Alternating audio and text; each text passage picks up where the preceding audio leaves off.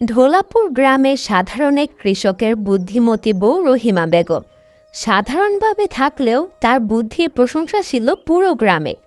অন্যদিকে গ্রামের মাতাব্বর, সে ধনী থাকলেও তার মন মানসিকতা ছিল বেশ নিচু।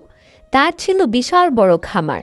নিজের গরু দিয়ে গ্রামের মানুষের কাছ থেকে বিভিন্নভাবে জরিমানা নেওয়াই ছিল তার নিত্যদিনের কাজ।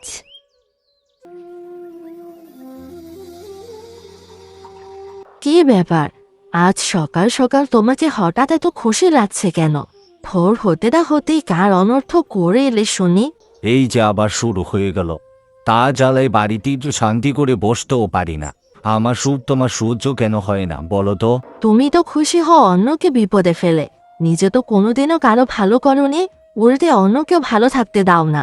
কবে যেন তুমি নিজেই বিপদে পড়ো, আমার কথাটা মিলিয়ে নিও।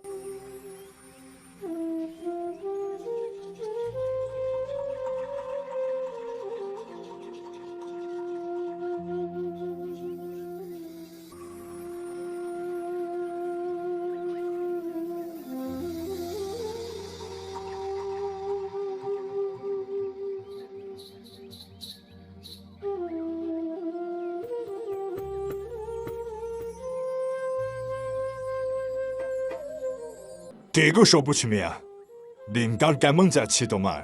খেতে এত পরিশ্রম করো, সবজি ফলন কেমন? এই তো চলছে কাকা। তাই বহ দুপুরবেলা তুমি এদিকে কোথায় যাচ্ছ? তোমাকে তো খুব বেশি একটা এদিকে আসতে দেখি না। আরে আর বলো না, তুমি তো জানোই মোড়ল মশাইয়ের বড় খামার আছে গরুর। আমার গরুটা সকাল থেকে খুঁজে পাচ্ছি না। কখন জানি তার খামারে গরু নিয়ে গিয়ে বলে এটি তার গরু। উনি তো লোক বেশি সুবিধার না। যাও যাও, তাড়াতাড়ি খুঁজে নিয়ে আসো। এমনিতেই তো আমরা তার জ্বালাই অতিষ্ঠ। এরপর যদি বড় কোনো ঝামেলা করে, তাহলে গ্রামের প্রধান মোড়লকে বিষয়টা জানাতে হয়।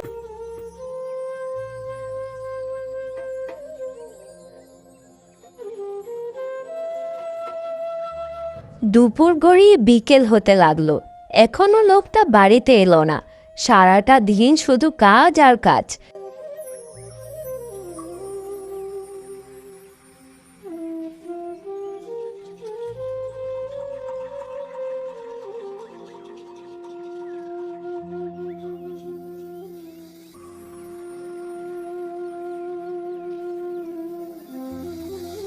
কি গো, তুমি আজ এত দেরি করে বাড়িতে এলে যে?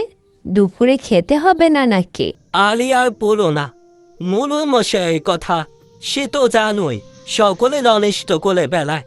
আবুল কাকা গাবিটা খুঁজে পাচ্ছে না, ভাবছে হয়তো মোড়ল মশাই নিয়েছে। ইনি কথা হচ্ছিল, তাই তো দেরি হয়ে গেল। ওহ, তাই বলো। এই জন্যই ভাবছি মানুষটা খেয়ে না খেয়ে শুধু কাজের কথাই ভাবে। তুমি যে কি বলো না, কাজের কথা না ভাবলে চললে? এতটুকু জমি, সেখানে চাষাবাদ করেই তো সংসারটা চলে। বসে থাকলে কি চলবে? ঠিক আছে, সারাদিন রোদে পুড়ে কষ্ট করে এত কথা না বলে খেয়ে একটু বিশ্রাম করো তো দেখি।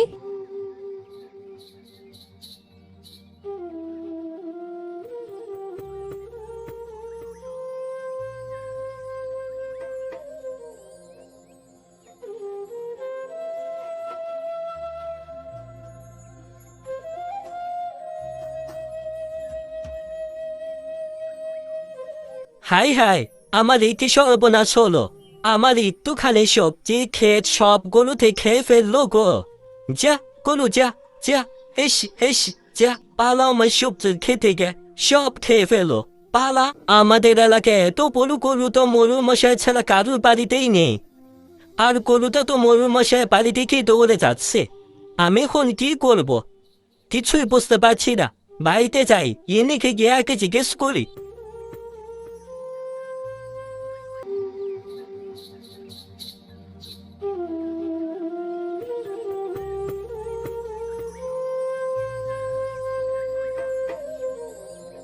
এ কি গো, তুমি না এইমাত্রই বাড়ি থেকে বের হলে, আবার এক্ষুনি এক্ষুনি চলে এলে কেন? আরে সর্বনাশ হয়ে গেছে তো গিন্নি। মোড়ল মশাই গরু আমার খেতে সব সবজি খেয়ে ফেলেছে। আরে, এ কি বলছো গো? শেষমেশ কিনা আমাদেরই এই বিপদে পড়তে হলো। তুমি জলদি যাও গো, মোড়ল মশাইকে গিয়ে জানিয়ে আসো, না হলে উনি পরে আর বিশ্বাস করবেন না। উনি তো এমনিতেও আমার সবজি জরিমানা দেবেন না।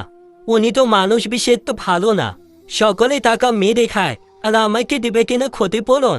এখন আমি কি করবো গিনি? তুমি তো আগে গিয়ে দেখো, ওনাকে বলে দেখো কি বলে, তারপর না হয় আমরা অন্য একটা ব্যবস্থা করব। তা বলতে এক্ষুনি যাব। উনি তো এত তাড়াতাড়ি মেনে নেওয়ার পাচু নন, না জানি এটা নিয়ে আবার কোন ঝামেলা করে।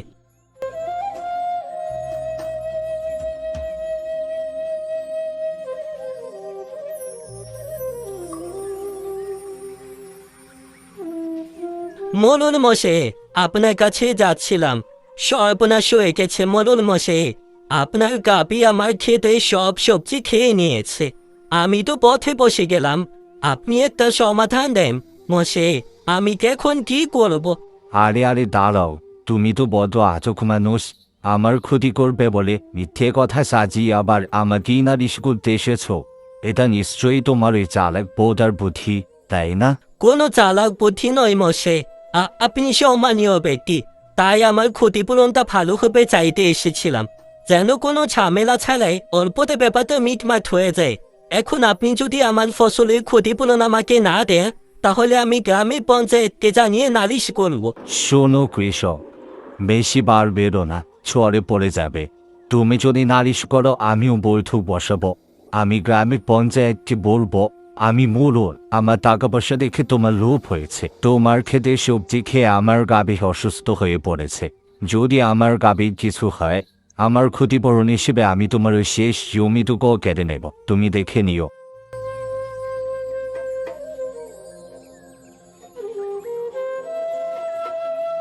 এটা কি হলো? সমাধান করতে এসে উল্টো আলো মোড়ল মশাই যে লাগিয়ে নিলা। আর না বললেই কি করতা? উনি যেই ধরনের মানুষ, কখনোই এক কথায় আমাকে আমার উসল ফিরিয়ে দেবেন না। যাই হোক, ইন্নির সাথে কথা বলে বৈঠক বসার আগে এর অন্য কোনো একটা বুদ্ধি বের করতেই হবে।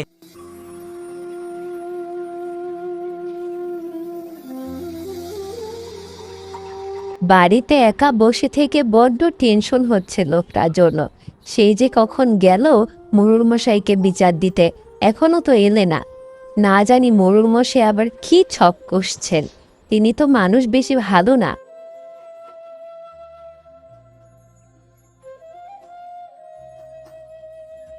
কি গো, তুমি আসতে এত দেরি করলে? বাড়িতে থেকে যা চিন্তা হচ্ছিল আমার, তা কোনো সমাধান হয়েছে? না কইনি, সমাধান তো হয়নি, উল্টো আরো বিপদ বেড়েছে। রাগে বসে আমি গ্রামে পঞ্চায়েতকে ডাকবো বলেছিলাম। এই সুযোগ কাজে লাগিয়ে ওনার কুট বুদ্ধি দিয়ে নানান বাহানা করে আমার সেই জমিটুকু চেয়ে নিতে যাচ্ছে। আজ আমার নিজের কাছে নিজেকে অনেক ছোট লাগছে। আমি নাকি গ্রামের সকলের সমস্যার সমাধান করি, সকলকে বুদ্ধি দিয়ে মিলিয়ে দিই, আর আজকে আমাদেরকেই না এত বড় বিপদে পড়তে হলো, তা আবার মোড়ল মশাইয়ের বিপক্ষ হয়ে। ওগো, তুমি কিছু চিন্তা করো না, আমি থাকতে তোমার কোনো বিপদ হতে দেব না। আমাদের সেই সম্বলটুকু মোড়ল মশাইকে কেড়ে নিতে দেব না। কাল সকাল হওয়ার আগেই আমরা দুজন মিলে কোনো না কোনো বুদ্ধি একটা বের করবই।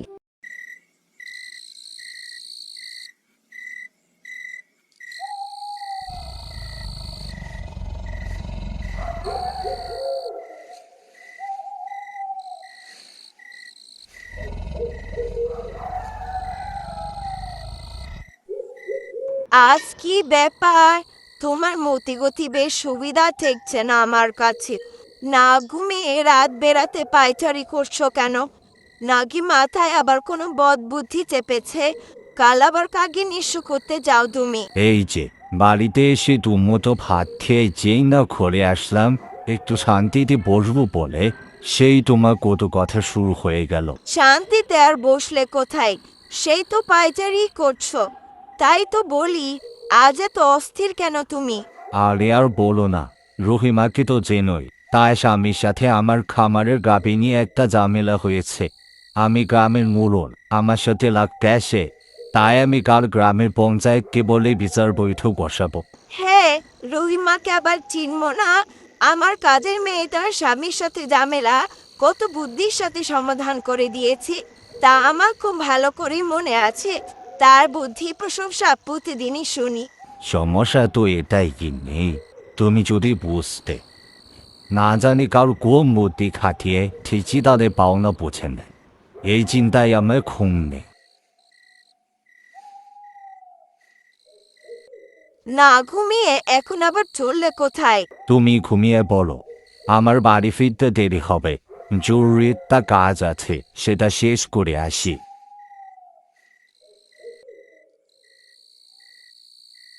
হে ভগবান, জানি এভাবে বলা ঠিক না, উনি আমার স্বামী, তবুও তুমি ওর করা জুলুমের হাত থেকে সবাইকে রক্ষা করো। বৈধ মশাই, যেমনটা বলেছি মনে রাখবেন, এমনভাবে কথাগুলো বলবেন যেন সবাই বিশ্বাস করতে বাধ্য হয়। আপনার ব্যাপারটা আমি পৌঁছে নেব, টাকা পয়সা নিয়ে কোনো চিন্তা করবেন না। আপনি কিছু চিন্তা করবেন না মোড়ল মশাই, আপনি হচ্ছেন আমার মহাজন, আমার গুরু। আপনার কথা আমি ফেলতে পারি, তার উপর যদি আবার টাকা পয়সা পায়। আপনি কিছু চিন্তা করবেন না, ঠিক যেভাবে বলেছে সেভাবে কাজ হয়ে যাবে। যান যান, আপনি নিশ্চিন্তে বাড়িতে গিয়ে বিশ্রাম নিন, কালকে সব ব্যবস্থা আমি করছি।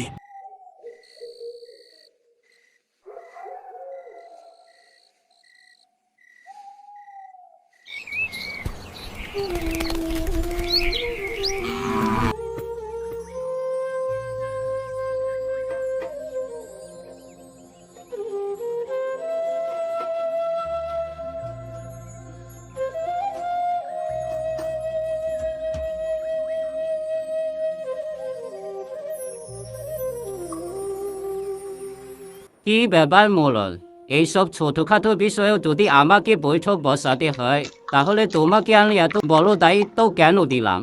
যেখানে আমার নিজের লোকদের বাদ দিয়ে যদি ঝামেলা মিটমাটি করতে না পারো, তাহলে এত বড় দায়িত্ব নিলে কেন?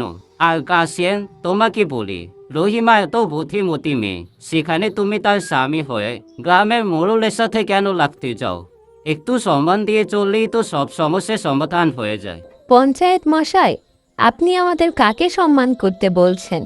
যিনি কিনা আমাদের মতো অসহায়দের সে সম্বলটুকু লুট করে নিতে চায়? হ্যাঁ, রহিমা ঠিকই বলেছে। আমার সম্বল একটুখানি জমি, সেখানেই আমি চাষাবাদ করি, আমার ছোট্ট সংসার চালাই। আর মোড়ল মশাই গোয়ালের গাভী আমার জমি সব ফসল খেয়ে নিয়েছে, আমাকে একেবারে নিঃস্ব করে দিয়েছে। এরপর ভালোভাবেই আমি মোড়ল মশাইয়ের কাছে আমার ক্ষতিপূরণ চাইলাম, কিন্তু উল্টো উনি আমাকে আরো হুমকি দিলেন আর এই বৈঠক বসালে। আপনি আমাদের ন্যায় বিচার পাইয়ে দিন, আর আমার পরিশ্রমের ক্ষতিপূরণও। আচ্ছা আচ্ছা, তুমি শান্ত হও। আমি হচ্ছে গ্রামের পঞ্চায়েত, আমাকে খুব ধীর ও সুস্থভাবে সমাধান করতে হবে। আমি তো একজনের কথায় সমাধান করতে পারি না, আগে আমাকে দুই পক্ষের কথা শুনতে হবে। তুমি শান্ত হও, আমি আগে মোড়লের কথা শুনে নিই। তবে শুনুন, কাশ্মীর জমির ফসল খেয়ে আমার গাভী অনেক অসুস্থ হয়ে পড়েছে, দুধ দেওয়া বন্ধ করে দিয়েছে, এমনকি কতদিন বেঁচে থাকবে সেটাও সঠিক বুঝতে পারছে না। তার ফসলের আর কী দাম হবে? কিন্তু আমার গ্রামের সেরা গাভী এভাবে মারা যাবে, এটা তো আমি মোড়ল হয়ে মেনে নিব না। বৈঠকে সাথে করে নিয়ে এসেছি, ওনাকে জিজ্ঞেস করুন, বিষাক্ত কিছু খেয়ে আমার গাভীর আজ এই অবস্থা। যদি কাশ্মীর ফসল বিষাক্তই হয়, তাহলে এটা তো পুরো গ্রামের মানুষের জন্যই বিপজ্জনক, তাই তাকে প্রাপ্য শাস্তি পেতেই হবে।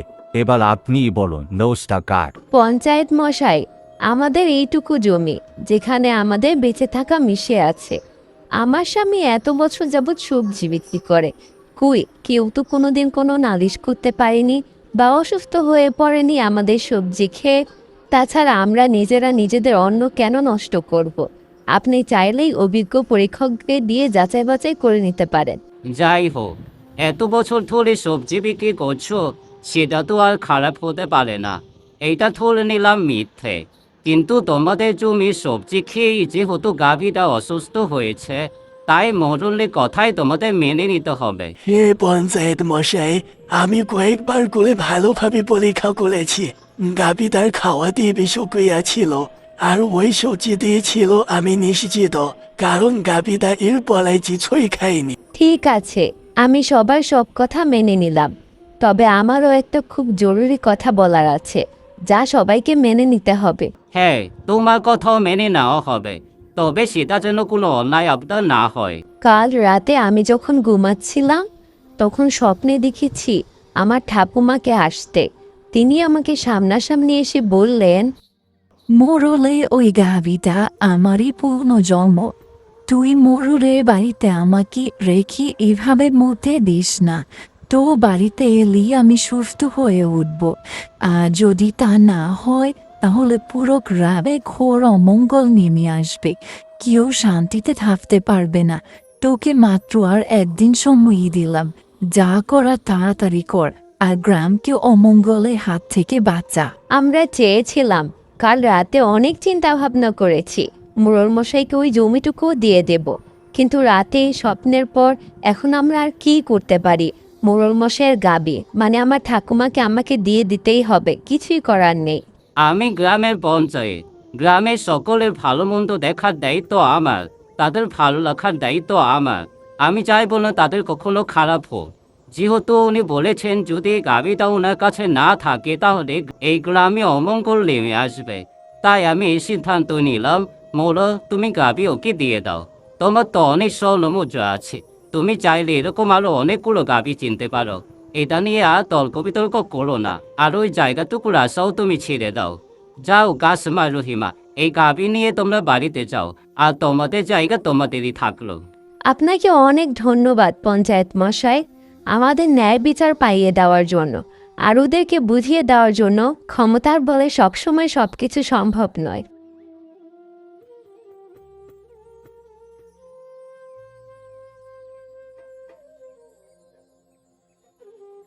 এখন তোমার ভয় আরো বেড়ে গেল কোটি নিয়ে।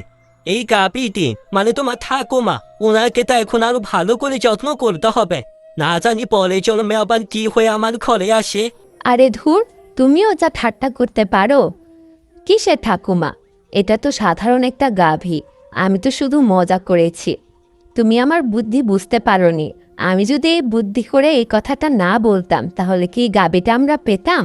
উল্টো আমাদের ফসলের জমিটাও চলে যেত। কি? তার মানে এসব কিছু শুধুমাত্র বানোয়াতে তো গল্প ছিল? তাই তো বলি সাথে গিয়ে লোকে বলে রহিমা বেবি বুদ্ধির জন্য এই গ্রামে সেরা।